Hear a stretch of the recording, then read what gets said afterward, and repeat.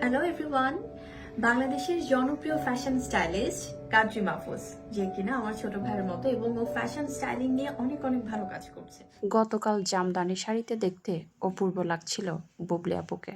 বুবলি আপুকে এত সুন্দরভাবে যে উপস্থাপন করেছেন, এত সুন্দর করে কে সাজিয়েছিলেন বুবলি আপুকে জানেন?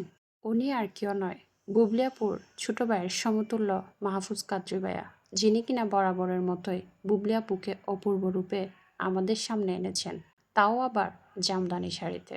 গতকাল বুবলি আপুকে যখন শোতে দেখলাম, তখন বারবার চিন্তা করছিলাম বুবলি আপুর শাড়ি পরার আইডিয়াটা আসলে কার ছিল। বুবলি আপু কি নিজে পড়েছেন, নাকি অন্য কেউ ছিলেন বুবলিকে এত অপরূপ রূপে আমাদের সামনে আনার পেছনের কারিগর? যার কথা মনে মনে ভাবছিলাম সেই মাহফুজ কাদ্রি বুবলিকে এত সুন্দরভাবে উপস্থাপন করেছেন আমাদের সামনে। বুবলি আপুকে আগে সব সময় শাড়িতে দেখা গেলেও কয়েক মাস কিংবা বছর হলো ওনাকে শাড়িতে দেখি না, যার কারণে বুবলি ভক্তরা অনেক বেশি অপেক্ষা করছিল বুবলি আপুকে একটু ভিন্ন রূপে দেখার জন্য। যাক, অবশেষে বুবলি আপুর ভক্তদের মনের আশা পূর্ণ হলো। বুবলি আপুকে এতদিন পরে এমন সুন্দর রূপে দেখা যাবে, সেটি হয়তো অনেকেই কল্পনা করেনি।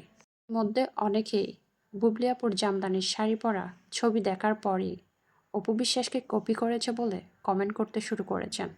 তারা হয়তো জানে না এখন ট্রেন্ডিংয়ে আছে জামদানি শাড়ি।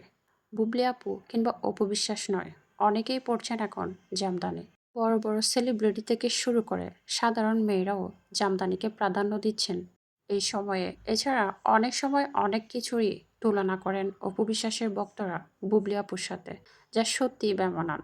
কারোর সাথে কারো পোশাকের রং কিংবা ড্রেস আপ একই রকম হতে পারে, তার মানে এই নয় কেউ কাউকে কপি করছে।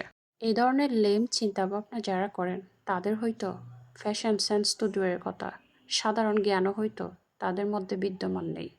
আর তাই তারা সহজে সব কিছু বলে ফেলতে পারেন।